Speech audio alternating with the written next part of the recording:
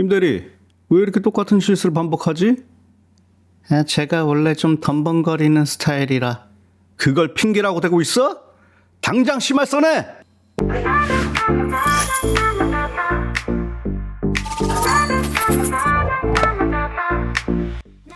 오늘은 이 책 들고 왔습니다. 왜의 쓸모. 원제가 why, 왜인데 요즘 쓸모라는 말이 들어간 제목이 인기가 좋죠. 일전에 수학의 쓸모도 소개해드렸고요. 저자는 미국 사회학자이자 역사학자 찰스 틸리로 하버드에서 사회학 공부하고 미시건대와 컬럼비아대에서 교수를 지낸 분입니다. 인상이 참 좋으시네요. 여기서 왜는 정확하게는 이유입니다. 살면서 우리는 크고 작은 이유를 쉴 새 없이 대고 살죠. 오직 인간만이 이유를 찾습니다. 거창한 이유도 있고 하찮은 핑계도 있을 겁니다. 이유에도 나름대로 급이 있다는 얘기입니다. 저자가 주목한 부분은 우리 대화 속 이유입니다. 우리가 그저 어떤 행위나 결과의 원인을 제시하는 걸 넘어 수많은 이유를 서로 주고받으면서 공동의 이해와 사회적 관계를 유지해 나간다는 게 핵심적인 발견이죠. 관계와 힘의 구조를 파악하는 4가지 프레임이라는 이 책의 부제가 핵심을 관통하고 있는데 오늘은 바로 이 4가지 프레임을 살펴보겠습니다. 한마디로 우리가 제시하는 그 각가지 이유들은 4가지 기본 틀에 의존하고 있다는 겁니다. 그럼 시작해보죠.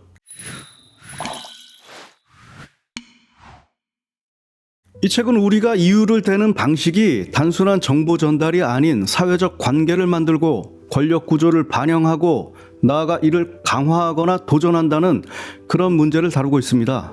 저자가 제시하고 있는 4가지 기본 틀은 이겁니다. 관습, 이야기, 코드, 학술적 논고. 좀 더 멋들어진 용어를 썼으면 좋았겠는데 하여간 이거고 설명을 들으면 이해가 되실 거예요. 이 4가지 프레임 중에 절대적으로 뭐가 좋고 더 낫고 뭐 이런 건 없습니다. 상황에 따른 매칭이 중요하겠죠. 그리고 저자는 어디까지나 사회학자의 관점에서 우리가 이유를 대는 그 행동, 다시 말해 해당 상황에서 그런 이유를 대는 일종의 메커니즘에만 초점을 맞춥니다. 그 이유가 진실인지 거짓인지 정확한지 부정확한지 등은 다루지 않아요.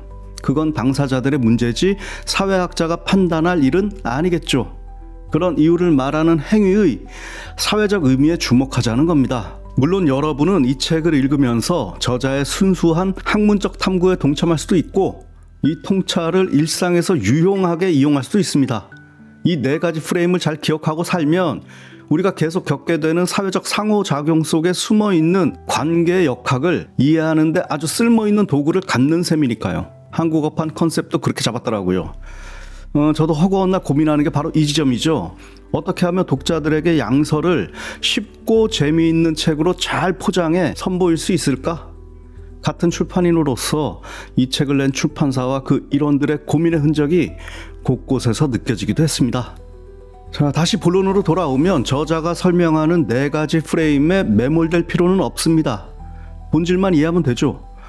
저자는 우리가 대는 이유가 사회적 맥락에 얼마나 잘 들어맞는 건지 그 이유를 말할 때 서로 어떤 유형의 관계가 설정되고 유지되는지에 주목하고 있습니다. 사회학자로서 그걸 설명해주고 싶었던 겁니다. 이게 왜 중요하냐면 우리가 이유를 댈 때 거기에는 서로의 사회적 위치라든지 친밀도라든지 권력 관계 같은 것들을 알게 모르게 계속 확인하고 경우에 따라서는 재정립하기도 하고 그러기 때문입니다. 왜? 라는 질문에 어떤 식으로 대답하는지에 소통과 관계의 암묵적 질서가 숨어 있다는 뜻입니다. 보통은 무의식적으로 이유를 대지만 약간의 노력만 하면 의도를 담을 수도 있을 겁니다. 그럼 첫 번째 프레임인 관습부터 살펴보죠.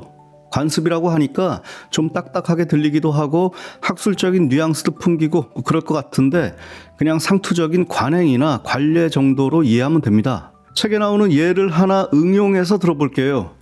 카페에서 커피를 받아 들고 자리로 돌아오다가 실수로 옆에 있는 친구한테 좀 쏟았다고 칩시다. 그러면 보통은 미안해, 내가 덤벙거리다가 그만, 또는 너무 미안해, 발이 미끄러져서, 이러고 말죠. 커피가 왜 커피잔을 이탈해 거기로 쏟아졌는지 그 물리적 원인과 결과를 설명하지는 않을 겁니다. 그럼 오히려 이상한 사람이라고 생각하겠죠? 그런 상황에서의 이유에는 내가 의도적으로 그런 건 아니고 순전히 내 잘못이고 너한테는 아무 책임 없으니 너 그렇게 봐달라는 사회적 메시지만 담으면 될 거고요. 정확한 인과를 설명하려는 그런 이유가 아니라 그냥 관습적인 거죠. 길 가다가 누군가와 부딪히면 아이고 한눈 팔다가 죄송합니다 이러지, 아이고 선생님의 위치좌표와 제 위치좌표가 겹치는 부분에서 제가 그만 관성을 이기지 못하고 물리적 타격을 가했네요, 이런 식으로 설명하지는 않잖아요. 하지만 이 관습 프레임이 아무 상황에서나 먹히지는 않을 겁니다. 앞서 인트로 상황처럼 업무 실수가 잦은 이유를 묻는데 거기다 대고 제가 원래 좀 덤벙거리는 스타일이라 이러면 그냥 넘어가질까요? 직장생활 꼬이려고 기를 쓰는 거죠. 무책임한 사람으로 찍히고 좋은 평가를 받지도 못할 겁니다.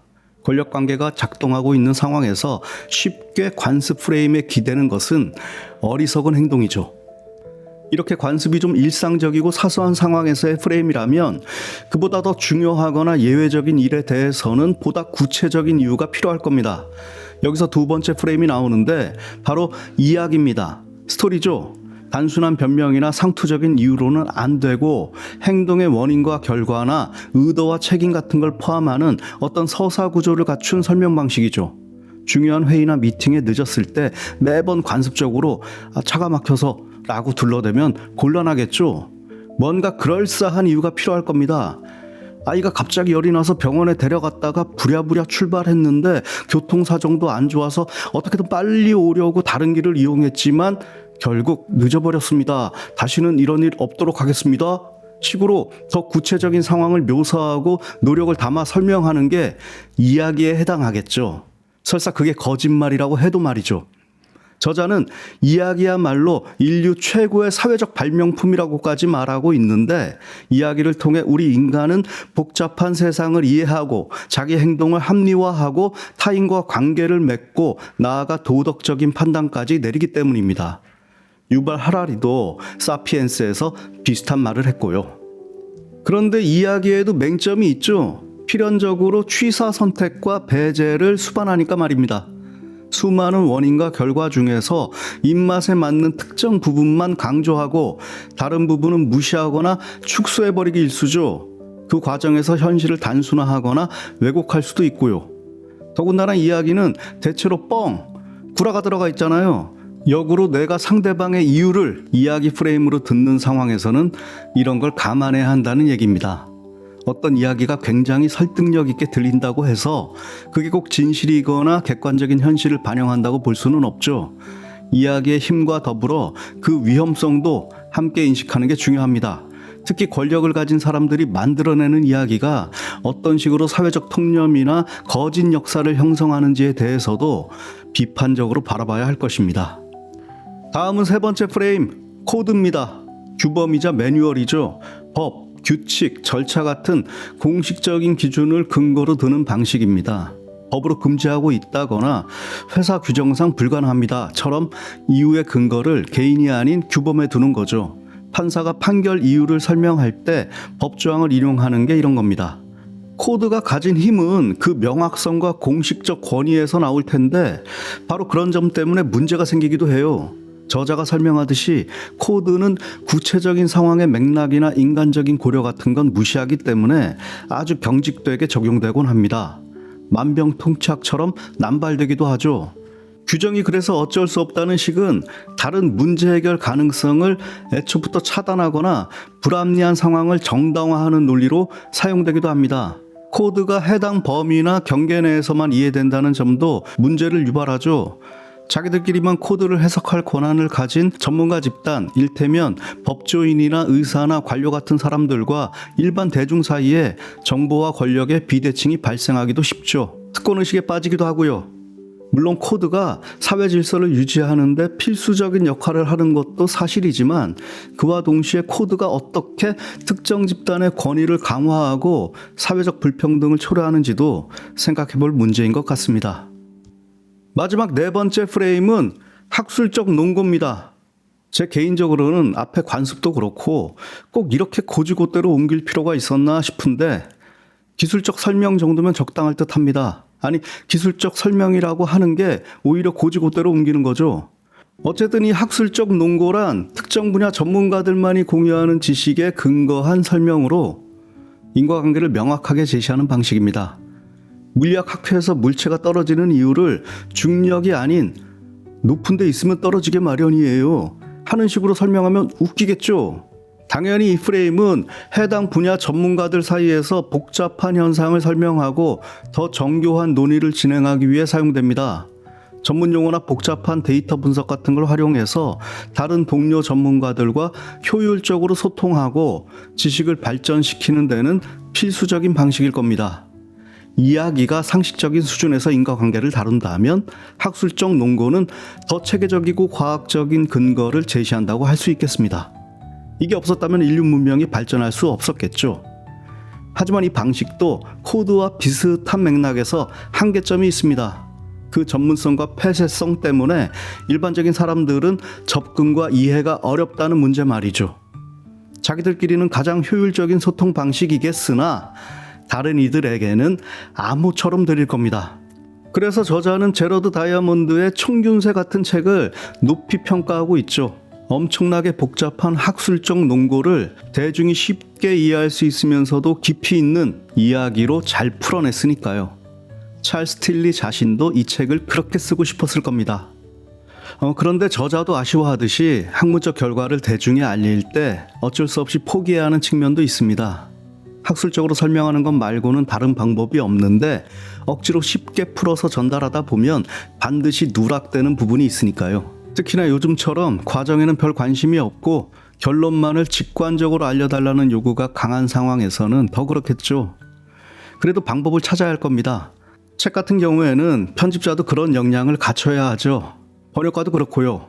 저자가 아무리 어렵게 써놨어도 잘 풀어줘야 합니다. 물론 당연히 곡해해서는 안 되겠지만 말입니다. 다들 노력하고 있는 걸로 압니다. 이렇게 이유 제시 유형인 4가지 프레임을 간략히 살펴봤는데 이제는 좀 논쟁적인 부분을 들여다보겠습니다. 실제로 많은 사람이 은연중에 관습이나 이야기보다는 코드나 학술적 논고가 더 객관적이고 합리적이니 더 우월한 방식이라고 생각하는 경향이 있죠. 아니나 다를까 저자도 이런 유계적인 사고방식에는 분명하게 선을 긋고 있습니다. 4가지 프레임 중에서 어떤 게 더 우월하고 열등하고 이런 건 없다는 겁니다. 효과에서만 차이가 있을 뿐이죠. 어떤 상황이냐 어떤 관계냐에 따라 더 효과적인 방식이 있는 거고 오히려 걸맞지 않은 방식을 사용하면 문제가 될 겁니다. 예를 들어 친구가 우울해하고 있는데 위로랍시고 야 너 지금 호르몬 불균형이야 식으로 학술적 논거나 코드를 들이대면 T라서 공감 능력이 떨어진다는 소리나 들을 겁니다. 이럴 땐 관습이나 이야기 방식이 훨씬 더 낫겠죠. 반대로 어떤 학회에서 중요한 연구 결과를 발표하는데 개인적인 이야기나 관습적인 표현만 늘어놓는다면 뭐 하자는 거지? 하겠죠. 각각의 장단점을 이해하고 상황과 관계에 맞춰서 적절하게 대처하는 게 가장 좋을 겁니다. 아주 중요한 능력인 거죠. 저자는 이 4가지 이유 제시 방식이 말하는 사람과 듣는 사람의 사회적 관계, 특히 권력 관계나 친밀도에 따라서 어떻게 쓰이고 있는지를 흥미롭게 분석하고 있는데 위기적인 상하 관계에서 보면 윗사람은 아랫사람에게 피해를 주고도 별다른 이유를 제시하지 않거나 아예 그냥 넘어가는 경우가 많다는 겁니다. 부모가 아이에게 무조건 시키는 대로 해 하는 것도 관습을 잘못 쓰고 있는 거고요. 반면 아랫사람은 윗사람에게 그냥 사소한 잘못을 했을 때도 아주 자세히 이유를 설명하고 죄송합니다를 연발하죠. 심지어 자기 자신을 비하하는 표현까지 써야 관계가 원만하게 유지되는 경우도 많습니다. 팀장님 죄송합니다. 제가 너무 생각이 짧았습니다. 하는 식으로요. 이 4가지 프레임을 살피다 보면 우리는 대화의 이면에 숨어있는 권력의 메커니즘을 확실히 이해할 수 있게 됩니다. 그러면 뒤틀린 관계를 재설정하는 데도 도움이 될 수 있겠죠. 나 자신을 바꾸거나 상대방이 바뀌어야 할 이유 또한 제시할 수 있을 겁니다. 이 책이 인간관계나 자기계발서로 읽힐 수도 있는 부분입니다. 입문서의 또 다른 매력이죠. 가까운 사람들한테 더 잘하라는 말이 있잖아요. 친구가 서운해서 아까 나한테 왜 그랬냐고 묻는데 그냥 아무렇게나 둘러대거나 바람 피우다가 연인한테 걸리고도 진심 어린 사과는커녕 적반하장으로 날 못 믿느냐고 화를 내거나 하는 경우가 많죠. 굳이 그럴 필요가 없는 사람한테는 오히려 더 친절하게 설명하고 굽실거리고 말이죠. 결국 이 네 가지 프레임을 그때그때 알맞게 적용하는 능력도 우리 삶을 채워나가는데 꼭 필요한 요소라고 할 수 있을 겁니다. 짧은 시간에 핵심만 전달하려다 보니 거의 생략했는데 이 책에는 이해를 돕기 위한 아주 다양한 사례가 나옵니다. 겉절이도 맛있긴 하지만 김치의 참맛은 발효에 있죠. 그냥 남의 말을 듣는 걸로는 마음속에서 발효가 일어나질 않습니다. 꼭 책을 직접 읽어 여러분의 마음속에서 발효를 일으켜 인생의 양분으로 삼기를 바랍니다. 좋은 책이에요. 번역 등에서 조금 아쉬운 부분도 있긴 합니다만 학술적 논거를 독자들이 쉽게 이해하고 공감하도록 이야기로 풀어내고자 무척 애쓰고 있습니다. 이런 학자들이 더 많이 나와야 한다고 생각합니다. 오늘 이렇게 사회학자 찰스 틸리의 책 왜 쓸모를 통해서 우리가 매일 누군가와 대화하면서 주고받는 이유라는 게 단순한 설명을 넘어 사회적 관계를 맺고 세상을 이해하는 방식과 얼마나 깊이 연결되어 있는지 살펴봤습니다. 관습, 이야기, 코드, 학술적 논거라는 네 가지 이유 제시 프레임으로 우리 대화 속에 숨겨진 의도와 관계의 메커니즘을 더 명확하게 파악할 수 있을 겁니다. 일상에서 우리가 무심코 자주 던지는 왜? 라는 질문과 그 대답들이 단순한 정보 교환이 아닌 우리 자신과 타인과의 관계를 어떻게 만들어가고 그 과정에서 보이지 않는 힘의 구조가 어떤 식으로 작동하는지 지속적으로 헤아려 보는 습관도 기르면 좋을 것 같습니다. 어떤 이유가 옳다 그르다 이런 것 말고 그 이유가 어떤 관계 속에서 어떤 목소리로 나온 건지 생각해 보는 것도 꽤 즐거울 겁니다. 주변에서 누가 어떤 이유나 핑계를 댈 때 그렇구나 또는 뻥치네 생각하기보다 관습 프레임이구나, 이야기 형식이네, 코드에 근거한 설명이야 하는 식으로 파악할 수 있겠죠? 좀 더 응용해 보면 왜 이 사람은 우리 관계에서 저런 유형의 이유를 댈까 생각해 보면서 상대방이 나와의 관계를 어떤 식으로 설정하고 있는지도 엿볼 수 있을 겁니다.